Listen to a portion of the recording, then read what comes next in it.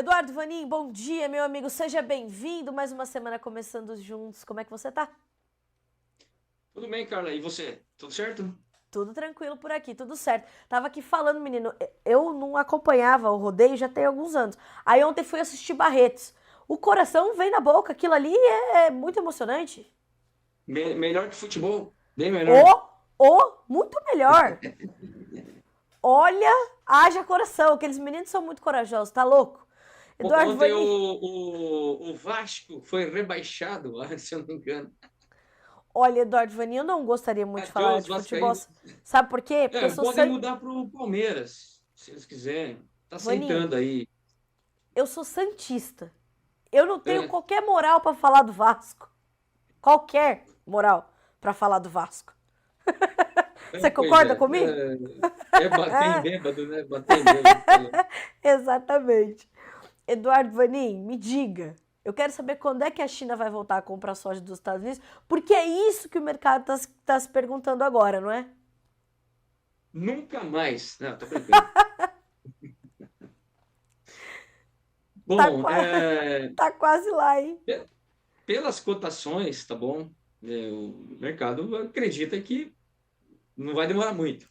Soja subiu bem semana passada, por causa do óleo de soja. Enfim, vai, vem, vai, vem, vai, vem. Novela que não termina dos biocombustíveis.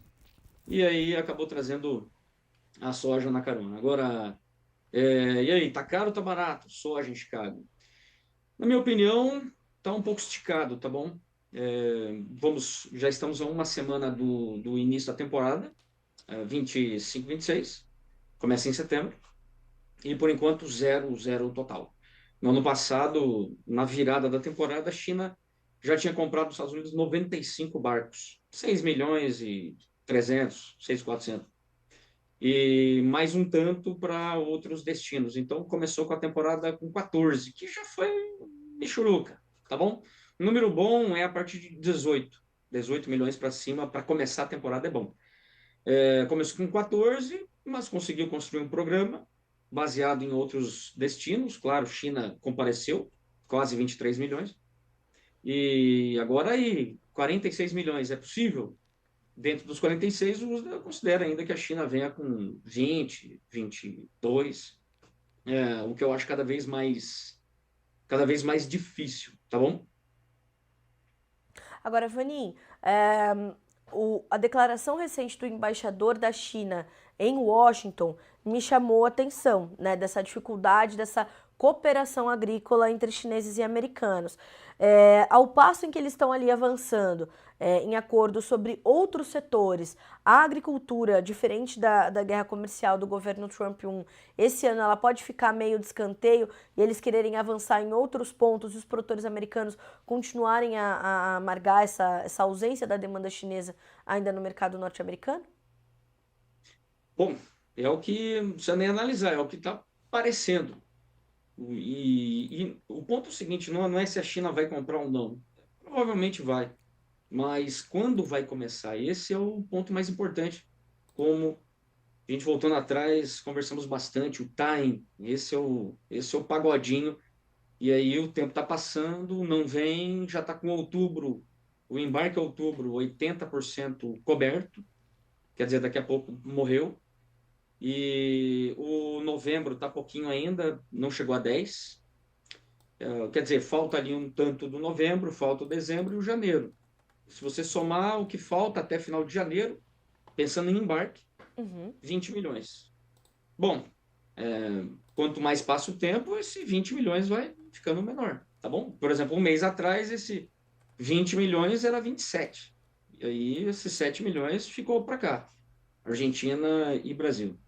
Além disso, tem o rumores de fake news, enfim, vai saber, mas de leilão de soja, de óleos vegetais que a China vai fazer agora nesse último trimestre. Não deve ser grande coisa, não deve resolver muito, mas acaba pesando. O Brasil estava muito caro em relação aos Estados Unidos, continua caro, só que menos, porque agora os prêmios caíram. E então é isso aí, quer dizer, o tempo vai passando, não tem um acordo que envolve a soja ainda, e China voltando a comprar, depende muito de quando ela vai voltar a comprar, vai faltar só um pedacinho para aí já vamos ter a safra nova brasileira, aí não tem muito jeito, né, de competir. E é interessante que, enquanto tudo isso acontece, a gente continua a ver o Brasil ainda vendendo, né, Vaninha? A nossa soja disponível vai sendo muito demandada e o produtor vai, inclusive, aproveitando essas oportunidades. Para te fazer a pergunta, eu vou te trazer a pergunta do Breno Secato, que está conosco aqui no chat, perguntando o seguinte: bom dia, Carla, bom dia, Eduardo, obrigada, Breno, bom dia. Sobre a soja, hoje com Chicago nesses níveis e prêmios também, seria uma opção vender soja, travando Chicago e prêmio e deixando o dólar em aberto? Já vem com estratégia aqui a pergunta, Eduardo Vanin. Por sua conta é risco aí, Breno. Bom, claro, se a gente pensar câmbio ano que vem, tem bastante coisa para acontecer. Na minha opinião, o câmbio ele começa a subir quando nos aproximarmos mais dessa reta das eleições lá no ano que vem e o Banco Central nosso começar a dizer o seguinte: amigos, a inflação aí está bem comportada, a safra foi boa, vamos imaginar que seja boa. Então vamos começar a cortar a Selic. Daí o Brasil vai começar a ficar menos atrativo, vamos pensar assim. Enfim, é um risco, tá bom? Agora, a soja em dólar, ela, por exemplo, Mato Grosso, subiu bem. Estava na casa aí de 18 dólares e meio, hoje já está 19,70. Isso para embarque em fevereiro. Nada mal, tá bom? Nada mal dada a situação. Então eu diria que tem muito risco na mesa, o produtor está bem avançado na compra dos insumos e está pouco vendido na soja. Do ponto de vista redução de risco, é bom. Vai avançando aí, meu filho.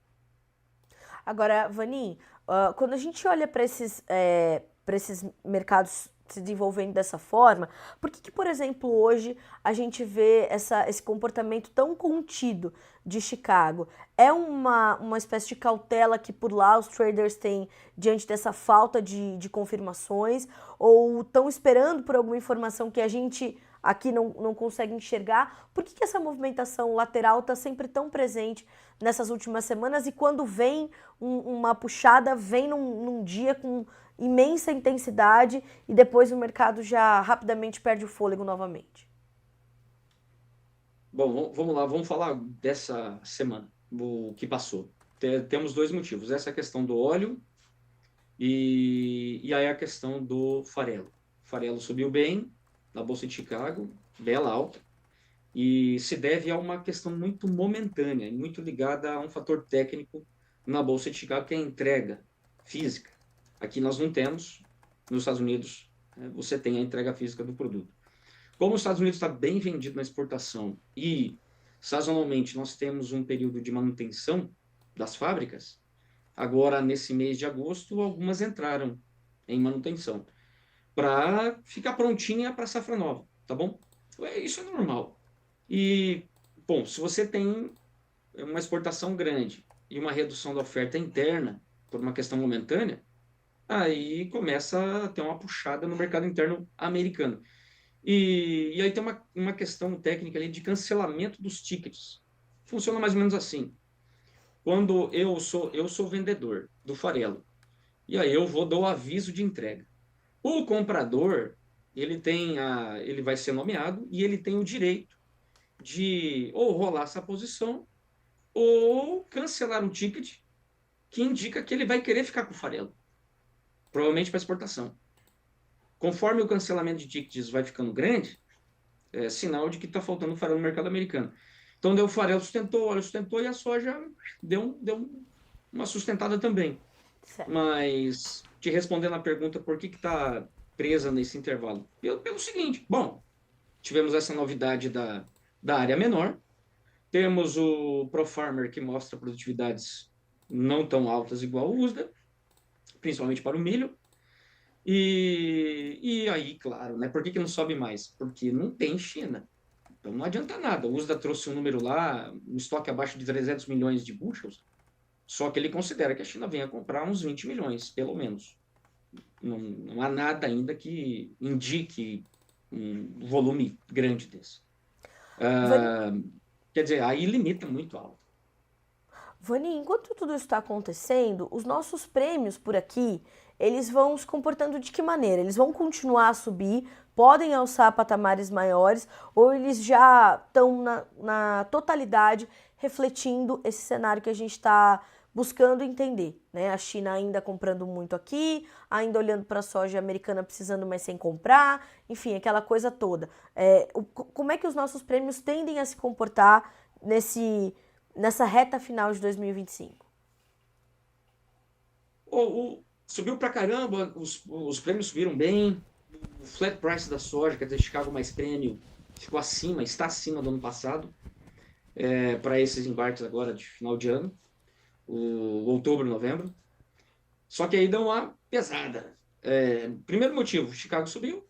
Segundo, margens ruins, China e Brasil, como já tenho comentado bastante, tá porcaria, tá igual o Vasco, tá bom? Tá ruim demais. Então, o Santos, né, como você falou também, tá meio capenga. Eu só E falei que eu era santista, não falei que estava capenga. Mas tá. você deu a entender, Mas tá, né? Não tem o que fazer. né? É, quer dizer, você junta essas coisas e acabou. E aí um farmer selling que deu uma crescidinha, aí acabou perdendo um pouco de força. Também soma essa questão dos leilões na China, que por enquanto é só rumor de rumor, tá bom? Mas Certo. enfim, aí também deu uma murchadinha. Será que vai voltar a subir o prêmio da safra velha? Eu tenho a minha dúvida, entendeu? Porque não tem margem para isso, nem aqui no Brasil e nem na China. E se a safra velha caiu, safra nova também acabou caindo, porque essas coisas andam mais ou menos juntas, Uhum. em proporções diferentes, mas elas andam juntas. Então, e aí tem outra que a gente tem que acompanhar a partir de agora muito de perto. E eu diria que é o principal fundamento. Para os prêmios da safra nova. Brasil plantando cedo. E aí tem os mapas mostrando que temos alguma chuva. Já está chovendo, tendo algumas pancadas perdidas por aí, mas podemos ter chuva já agora em começo de setembro e elas vão engrossando na segunda quinzena de setembro. Quer dizer, aí o Brasil pode plantar dentro de uma janela normal. Plantando na janela normal, vamos ter soja final de dezembro, uma quantidade razoável em janeiro e uma grande quantidade em fevereiro. Seria bem diferente do que foi esse ano. Como é que isso afeta o prêmio? Afeta bastante, tá bom? Porque daí você não tem aquele pepino que nós tivemos esse início de ano, que não teve soja, tinha uma quantidade de navios já vendidos e não tinha logística para isso. Aí apertou, o prêmio subiu. Vanim, enquanto isso, o produtor tem que dividir a sua energia com a safra 25-26. Como é que está a nossa comercialização e como ela deveria estar se a gente estivesse num ritmo normal? O, chegou agora a 20%, o ano passado já era quase 25%. Estamos atrás, tá bom? Compra de insumos está bem avançadona, quer dizer, tem um risco grande aí na mesa. Por cima, tá bom? Se o produtor já tivesse travado seus custos, que ele já comprou, que ele já adquiriu, teríamos que estar aí perto de uns 40% vendido. A gente nunca chega nisso, mas está bem longe. Uhum. O produtor enfim, segurando, apostando que a soja vai melhorar em reais, em dólar e assim por diante. Não é o caso ainda, tá bom? Em dólar até melhorou agora, e aí o farmer selling engrossou, justamente aqueles produtores que buscam vender em dólar, precisam. Então, tá atrasado, tá 20%, tem que avançar mais. Será que o produtor deveria vender mais? Depende da situação, tá bom? Olhando pelo ponto de vista logística, quem precisa ali de sair com soja em fevereiro, é sempre bom antecipar. Quem pode segurar depois, aí é outros 500. Só que tem o seguinte, amigo, esse ano estamos aí só nessa reta final, agora em agosto, que a soja em reais deu uma subida boa, mas não valeu a pena. Não valeu a pena de jeito nenhum. Você teve soja, por exemplo, no Mato Grosso, a 115, 118 reais em fevereiro. Spot. Uhum. Hoje você tem aí 124, 126. Faz o financeiro. Não valeu a pena. Bom, Vanim, isso quer dizer que o produtor Para a soja 25-26, tem que olhar para o que exatamente para tomar as suas decisões. Vou até, né, essa pergunta eu sei que ela é muito complexa, mas para o produtor que está te ouvindo nesse momento, o que é estratégia que, nesse momento, para qualquer produtor, é importante olhar para a soja 25-26? Eu não acredito em quedas da soja, não. Eu falo Certo. assim, pô, vai derreter, como alguns falam. Não, não. Isso aí está muito na mão do produtor. O farmer selling, ele está muito assim, num ritmo muito cadenciado. Por exemplo, esse ano, milho e soja. O que acaba reduzindo esse risco e essa pressão de venda. Agora, o que eu diria para o produtor? O ponto principal, amigos, é a gestão financeira. Eu também não acredito em grandes valorizações. Então, nós podemos ter preços, como esse ano, lateral, por muito tempo. E o lateral, quer dizer, você tá perdendo dinheiro, você está perdendo o valor tempo dessa soja parada. Fora a armazenagem, quebra e Uhum. tudo mais. Sim. Só somando essas coisas, é R$ 2,50, R$ 2,70 por mês. Então, o produtor tem que pensar muito bem nessa, no ponto principal, que é o seguinte: vale a pena segurar ou não? Não é que eu acho que vai cair, mas o ponto é que não tem muito espaço de valorização a ponto de remunerar o dinheiro parado, tá bom? Então, Tá certo. é gestão financeira. Paga suas contas em dia. Para de pagar juros. Só daí você vai estar economizando quanto? Quem é de cooperativa, aproveite aí esses momentos que a cooperativa tá pagando um preço melhor em relação à paridade de exportação. Aí tem que aprender o que é paridade de exportação, tá bom? Porque tem muito produtor alienado, não sabe nada. Nem olha Chicago. Então, esse é o ponto. Porque, na medida que vai passando o tempo, a diferença do preço balcão para paridade de exportação, nossa, fica enorme. Você está deixando um grande dinheiro na mesa. Então, tem que estar consciente, não promete grandes valorizações. Ótimo. Vaninho, tem bastante gente me perguntando de milho. Vamos fazer o seguinte: eu sempre firmo um compromisso contigo aqui para a próxima semana. Na semana que vem, vamos falar um pouquinho mais de milho também, fazendo essa conexão, principalmente com a comercialização da soja também. Vamos falar mais de milho? Pá, bora lá. Só não me venha perguntar de feijão, trigo, Olha, paçoca. não me limite. Não me limite, que eu te pergunto do mercado de amendoim segunda-feira. Eu quero ver que pagodinho que você vai trazer aqui. Meu Deus, tentar acompanhar o complexo da soja já é É complexo. Eu sei como é complexo. que é. Mas é claro, o que eu acompanho é o fluxo Brasil. E aí, claro, soja, milho andam juntos. É verdade, é um consórcio. Eduardo Vanin, muito bom começar a semana com você, como eu sempre te digo. Obrigada, meu amigo. Essa semana a gente vai estar junto de novo, porque eu falo, eu não te dou folga, hein, Eduardo Vanin. Quarta-feira a gente tá junto.